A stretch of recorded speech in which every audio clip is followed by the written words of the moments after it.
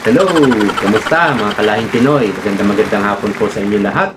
Ako po si June and welcome sa panibagong episode ng ating vlog. At eto na nga, ibabahagi po natin itong napakagandang paliwanag ni Senator-elect Marcoleta tungkol po dito sa impeachment ni VP Sara.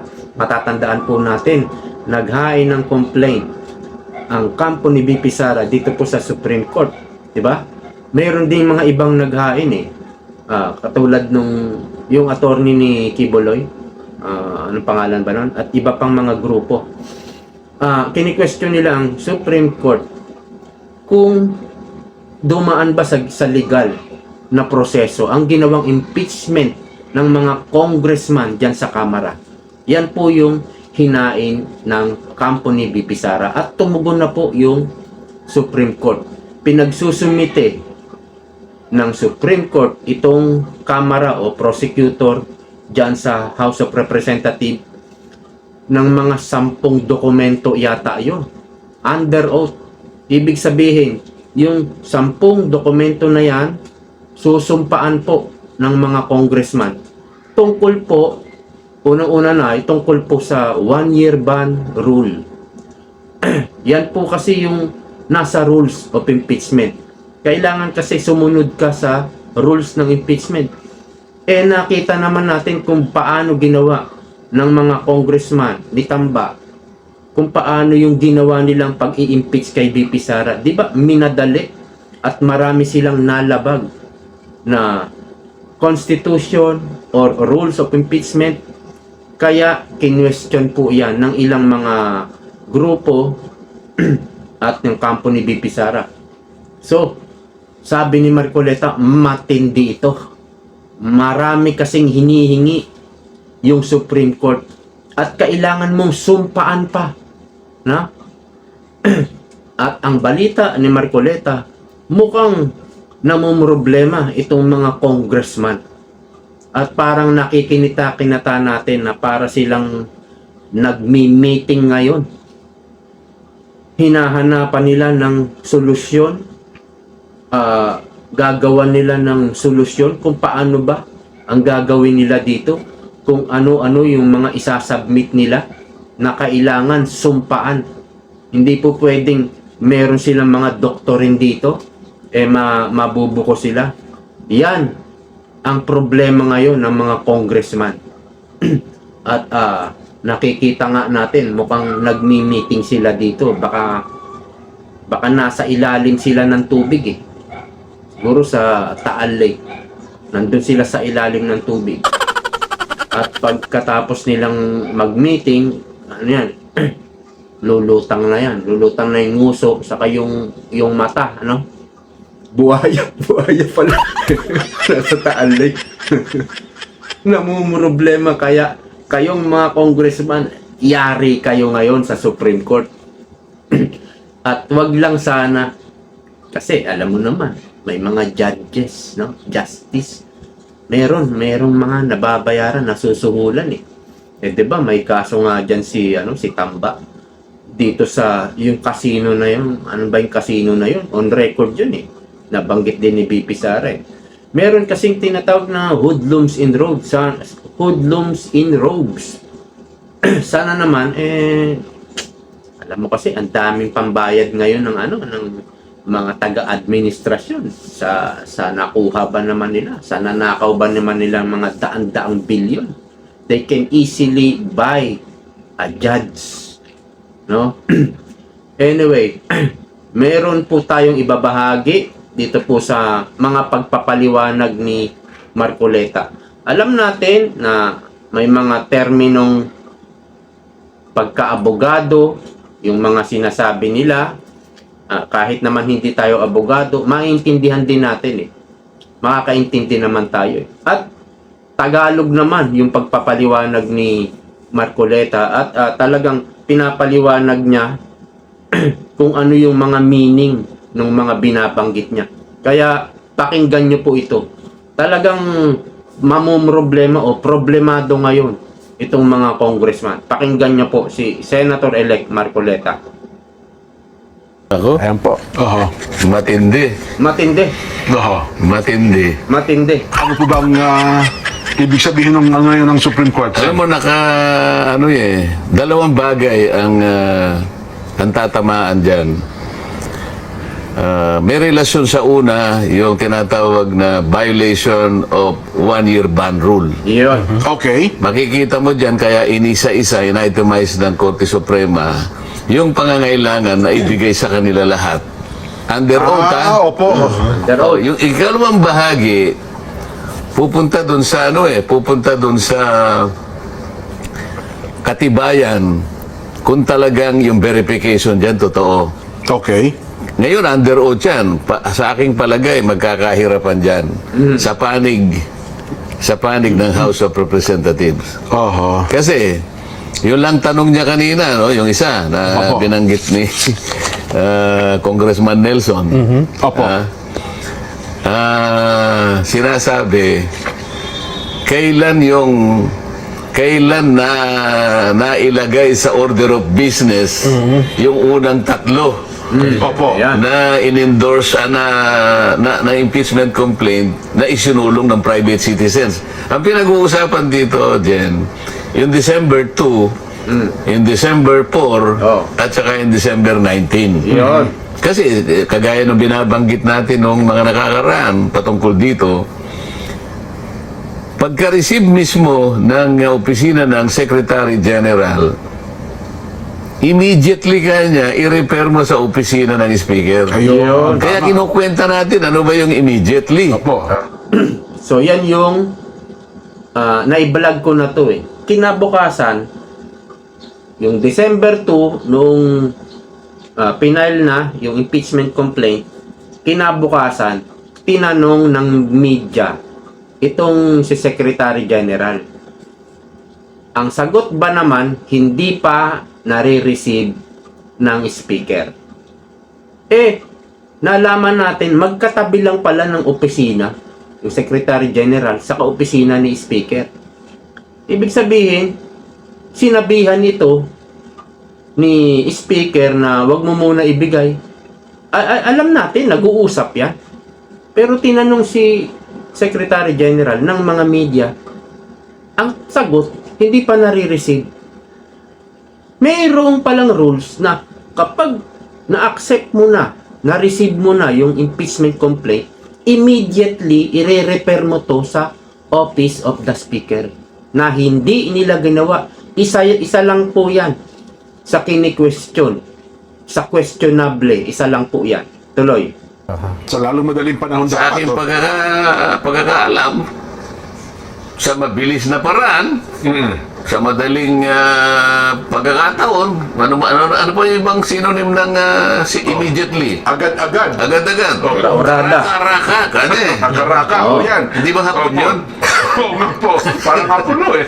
Oo. Ha? Padalos-dalos mong ibigay. Parang gano'n, ha? Mamadali. Basta bilisan mo. Ibig sabihin, huwag kang magpatumpik-tumpik. Huwag mong tatagalan. Huwag kang kukupad-kupad. Yan ang ibig sabihin nun eh. Immediately. So, kailan mo ni-repair? Yun. Kaya meron siyang tanong dyan, binabasa ko eh. Meron ba kanyang discretion?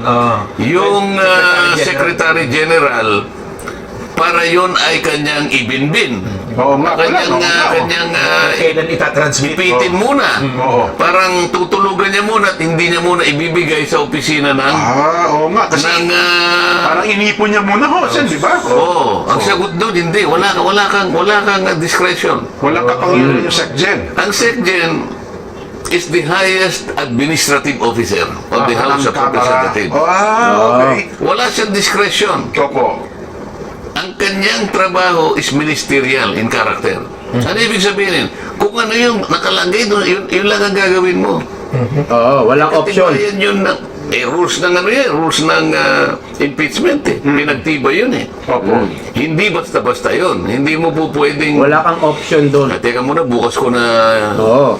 Kailangan immediately. Immediately. Yun. Kaagad mong ibigay. Oo. Huwag ka nang mag-isip na... Kasi wala ka namang dapat isipin pa eh. Pag nakita mo na yun ay verified, yun naman, kaya napakadali naman, may checklist kung anong verification. Napakarami niyang abogado doon na mag-a-advise sa kanya, o palagay mo ng isang araw. Isang araw. Siguro naman sa loob ng isang araw, mga ilang pahina lang naman yun, bubusisiin, o ito ba'y na-verify? Pag verified kasi, talagang may nagnotaryo, tinignan kung yung forma, nandiyan ba yung forma, meron bang, may cause of action ba, may ganito. O sige, i-repair na natin.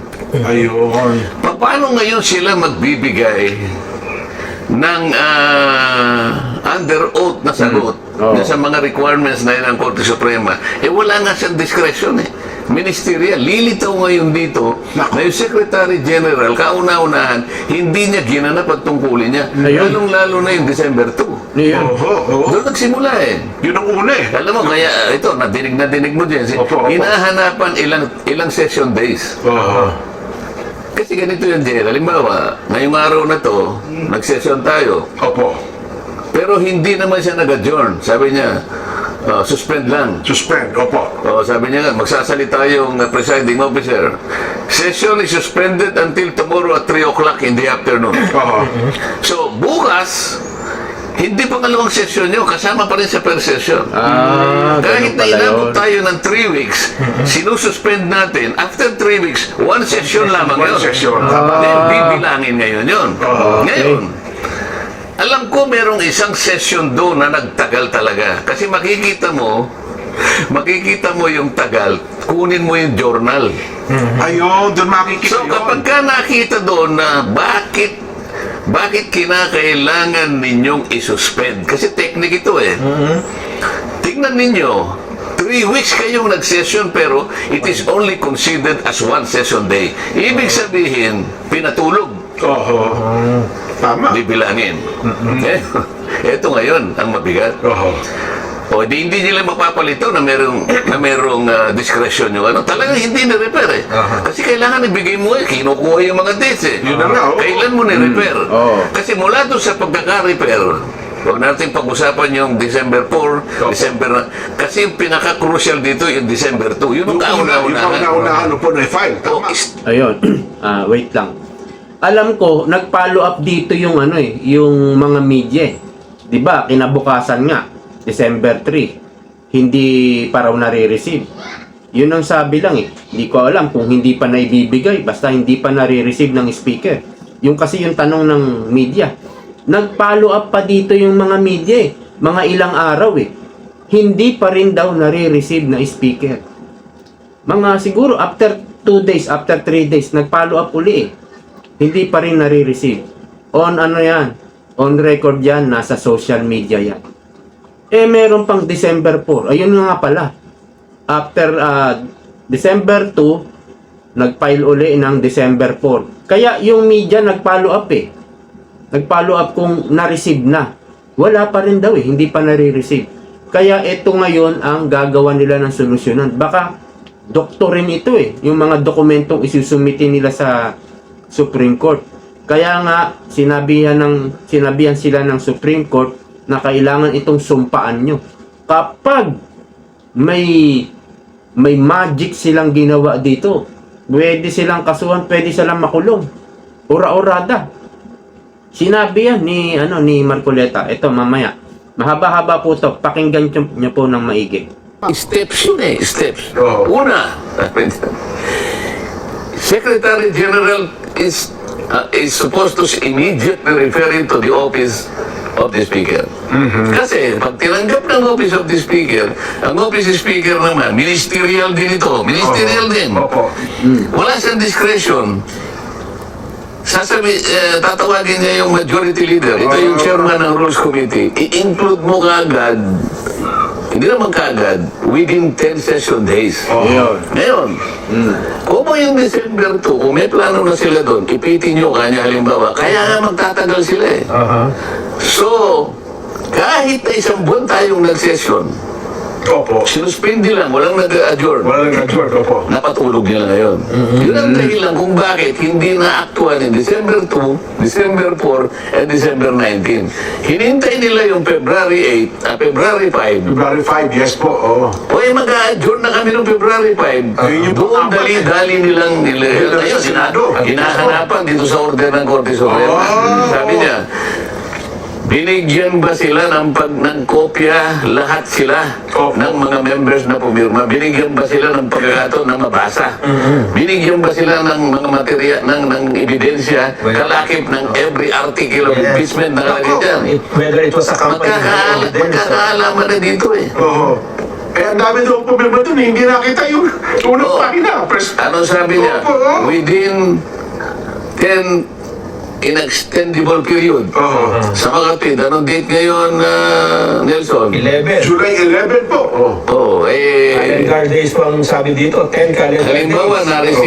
na-receive bukas, kasi maaaring hindi pa na-receive na yan. Ikaw na, mo lang na ano eh. Opo. So, na-receive halimbawa ng House of Representatives bukas. Anong date bukas? Sabado bukas, sir. Ano nga? 12. So, 10 days. July 12. Opo. July 22, kinakailangan nakaano na. May sagot na. May sagot na sila. Yung lahat ng nire-require nila Oo. ay ibigay nyo sa amin. At bigyan nyo rin kami kung ilang session days kayo. Oo. Kasi doon bibilangin niya eh. Kung ni-repair mo sa office ng speaker, yung speaker naman within 10 session days, bibilangin niya lang eh. So hindi mo talaga ni-repair. Kasi hindi kagad na within 10 session days, hindi naman nalagay sa order of business. Oh, para ko na nakikita, titingnan ng Korte Suprema, nasaan eh kayong mga order of business? Titingnan niya. Oh, wala dito eh. Wala doon sa... Baka mamaya, lilitaw, pinagsama-sama nila. Ako may palagay ako, baka yung huli, binilang nila yung ikasampu, dahil alam nila intindi eh. Ang ikasampu sigurado dyan, dahil talagang pinatulog nila, February 5, dahil yun ang huli Opo. na isinulong nila sa... Eh, isinabit na sa Senado. Opo. Oo. Oo. Magkakaalaman dyan. Nakikita ko na yung direksyon ng Korte Suprema. Oo. Pero parang ang daming hinihingi ng Korte Suprema, no? ABCDFG, Hanggang J. hanggang G. Parang 10 yan, more or less. Nakahati lang sa dalawa eh. Mapapatunayan dyan kung yung one-year ban rule ay talagang nilabag. Opo. Oo. Tsaka yung kung ito ay nabasa ng mga pumirma. Kung ito, Ayun pa. yung verification ng impact. Verification. Kasi yung verification, ay ano yun eh. Sinusumpaan mo eh. Nakalagay doon, Opo. ako ay personal na sumusumpa na ang lahat po ng aligasyon na nakasaad dito sa petisyon o sa resolusyon na ito ay aking pinatutunayan na totoo sa aking pansariling kaalaman. Under oath pala, no? Under oath, Oo. ngayon. At base na rin sa pagkakaintindi ko Opo. sa mga dokumento na nagsilbing ebidensya. Mabigat ito. Mabigat yan. Oo. Eh, paano kung matanong ang isa sa kanila, naiintindihan mo ba ito? Pakala Ayun. ko, pumirma ka rito eh. Nakapirma ka na personal mong... May biniro nga ako eh. Opo. Biniro ko lang naman. Marami akong kaibigan naman sa house eh. Opo, opo. Maraming tayo yung mga binibiro kayo. Sabi ko, bro, Opo. pumirma ka pala. Eh, Senator Judge ako eh. Oo. Para naman ka ako eh, magkaroon ka naman ng pagkakataon na ikaw ay matanong naman doon sa impeachment court. Kung sakaling magkakaroon, Opo. may isasuggest ko isa ka sa mga witnesses. Ako na naman nangyari. Ikaw naman ka ako eh. Pumirma ka dun eh. Testingin lang naman kita kung ano eh. Oo nga naman. Oo kasi nung una tayo nag-usap, sinabi mo, anong magagawa ko? Mababasa ko ba yan eh? Napakakapal niyan eh. Pagkakanya kinakailangan pumirma ka agad. Paano ko mababasa yan? Oo. Pwede pagka pinatawag mo ako dyan, kaya siyempre, iibahin ko na yung sagot ko. Yung sasabihin ko, sasabihin ko, binasa ko. Opo. O di kung nabasa mo, di, naintindihan mo. Kayo susunod kong tanong ngayon. Opo. Malalaman ko ngayon kung talagang naintindihan. Huwag mo na nga akong sasama dyan. Sabi na naman. Pwede. Hindi pwede. Kailangan may sample naman. 250. Ito yung talagang patunay na hindi talaga sinunod yung proseso, yung legal na proseso. Minadali talagang kumbaga atat na atat silang i-impeach si BP Sara. At syempre, kasama na dyan yung mga limpak-limpak na salapi. Doon na sila nagkagulo. Biruin nyo, halos lahat yan ng mga pumirma. Hindi nila binasa yung impeachment complaint. Yan yung tinatawag na verification. Kailangan din yan na susumpaan mo rin eh. Yung bago ka pumirma, susumpa ka rin eh. Magte-take out ka rin na ang impeachment complaint ay inabasa mo at pipirma ka to impeach the Vice President. Yun yung tamang proseso, wala na rin po yan. Hindi na rin po ginawa yan. Kaya, ang laki ng problema ngayon, itong mga congressman, yung mga pasimuno dyan sa impeachment, kung papaano nila dodoktorin, hindi po pwede. Meron pong may mga journal po yan eh. Sa bawat session, sa bawat hearing, may mga record yan eh. On record yan. At meron na rin siguro mga record sa mga interview, 'di ba, ng mga media sa mga congressman. At alam ko na i-file na yan ni Vice President Sara Duterte. Yung team niya, yung Office of the Vice President, meron silang mga file ng mga evidence. Kaya handang-handa ang Office of the Vice President, si BP Sara, at yung legal team ni BP Sara para harapin yung impeachment na yan kung matutuloy. Pero alam natin, madi-dismiss itong impeachment na to. 15 kayo eh. Oo nga po, oo. Naman lang 10% kinakailangan tumayo dyan. Maano ko naman, matanong ko naman kayo, magkakakilala naman tayo eh. Oo. Sabi niya, utang na loob, huwag mo naman akong, kahit na biro lang ako, kinakabahan eh. Alam mo yung pa lang eh, doon pa lang eh, sinasabi ko sa inyo, magkakaalaman tayo. Lalo ito. Paano mong pananagutan? Oo. 30, kung ito ko nagkakamali, 32 pages. Yung petition. Kapal yun. Ang pinag-uusapan natin, mga terminong pang-abogado to. Technical ito eh. Yes po. Okay. Karamihan naman sa amin doon, hindi siguro wala, baka 10% na ang abogado doon sa House of Representatives. Oo. 33 pages na isang dokumentong panglegal. Oo. Na yung maaaring yung ibang terminong nabasa mo, nun mo lang nabasa. Ibig mo ba sabihin, matatapos mo yun in 30 minutes? Mukhang imposible nga. Baka hindi. Hindi naman 30 minutes yun. Pagkapirma siguro. Wala pang 2 minutes eh. Yun ang gustong mangyari ng Korte Suprema Wala yun. sa utos siya, opo. Oo. Kasi tinatanong niya eh. Oo. Binigyan niyo ba isa-isa yung mga miyembro na pumirma? Ayun, yari. At sila ba'y nagkaroon ng pagkakataon na mabasa yan ng isa-isa? Oo. Kasi nabasa ko nga kanya, hindi ko naman naintindihan. Di ba usapan pa yun? Pa yun, oo. O itong isa naman, nabasa ko. Naintindihan mo? Kanya ganun. Opo. Kaya paano kung iba yung pagkakaintindi mo? Iba pala ang... Wala rin lusot. Hindi ba nga ang abogado na? Abogado na nga ito, mag-aaway pa sila. Parehong abogado yun eh. Oo. Hindi mali ka dyan. Ito eh kaya. Lalo kang mali kanya, ito yun. Kaya nga may korte eh. Nagdidibaw. Tapos magpapasya ngayon. Yan. Pati sa korte siya, nag-aaway-aaway nga eh. Oo. Akala mo ba ganun kadaling intindihin yan? Oo. Yan ang nakikita ko ngayon. Gusto ko malaman ng korte. Ngayon pa lang. Ayun. Yung verification ba talagang nangyari? Oo. Pagkatapos, yung one year rule, one year ban rule, natupad ba o hindi? Oo. Yun. Yan ang usapin dyan. Yun. Okay. Kaya sana lang, yung sinabi ko kanina, alam nyo, meron talagang judge na nasusuhulan.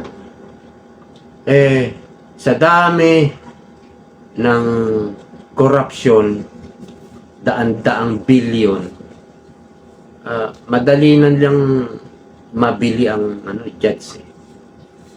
Pera mo lang ng 200 million. Yung mag-iisip na rin yung judge. Kahit hindi sa Supreme Court, kahit judge sa mga RTC, Court of Appeals. Yan yung panlaban ng mga magnanakaw. Yan yung panlaban nila. Ganon din yung mga drug lord. Ang panlaban din nila, pera nila eh.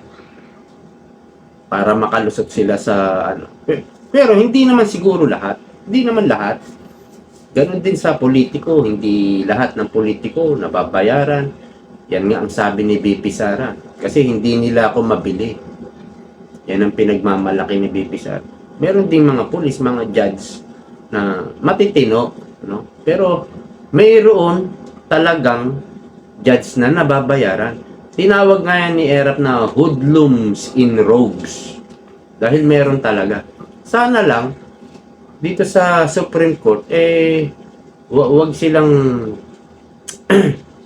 wag silang magpadala, no? Ayan lang yung ating mai-share sa ngayon. So hanggang dito na lang po. Maraming salamat sa panonood. See you po next time. Bye-bye.